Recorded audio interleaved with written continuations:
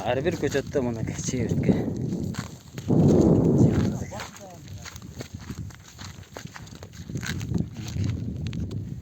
Жаңы бүчүр чыгып атат булар.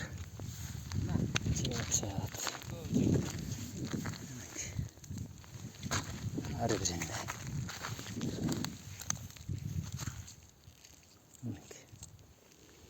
Ушундай чоң чебирткелер. Өткөндө бул бак жакшынакай болуп көктөп калган. Азаттыкам айтат, чебирткелер жеп салды дейт. Мынакей эчтекесин калтырбай мынтип жеп салган. Анда бирөөсү дарлангандан кийин жарымжан болуп кыймылдап жатат. Быйыл мына ушундай чебирткелер өтө көп болуп атат. Биз ойлогондон дагы бир ашыкча нерсе мына ушундай нерсе менен күрөшкө туура келип атат. Булар учат, дарлап бүткөндөн кийин күчү кетсе кайра келет. Мында бирөөсү турат. Булар уже тукум койгонго аракет кылып калыптыр. Ичи аябай чоңоюп тур мынакей. Бул жейле экен мына. Бул али активдүү. Муну жеп, мындан башка жей турган нерсе жок буларгачы. Энчи дарысы менен дарылаптыр.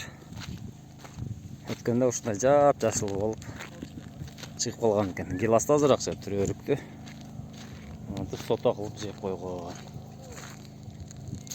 Биз күтпөгөн дагы бир нерсе мына ушундай кесепеттер жолугат бактар кандай болот. Тугадар. Энжиден тышкары бүгүн бакка мындай инсектоакарацит алып келдик. Мунун жакшы жери кеңири спектрди таасир этүүчү инсектоакарацит.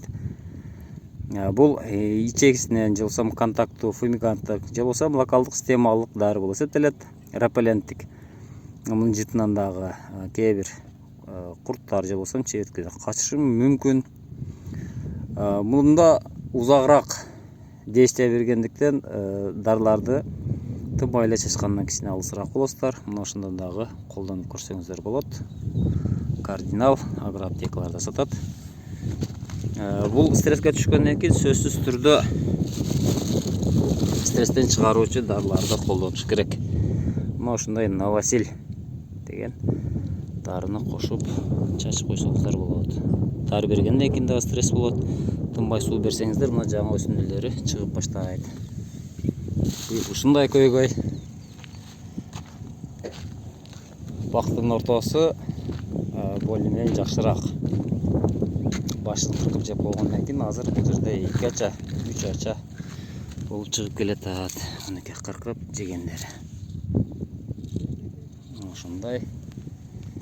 Бул жагы гиляс бак. Гилястардан анчалык көп жеген эмес, бирок буларды дагы мынтип кыркып, мына как раз жеп атат мынакей. Көрүп атасыздарбы? Мына кыркып жеген. Ушундай чоң болгон чебирткелер жеп салып жатат.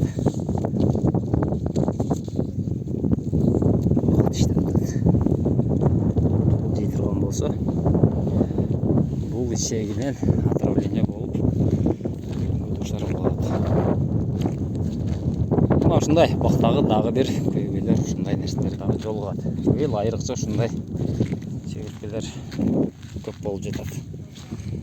Мына жигиттер, агролидердин жигиттери, бул жигиттер тамчылатып суугарын толук орнотуп бүтүштү, көлдү салдык. Булар ишке берилди.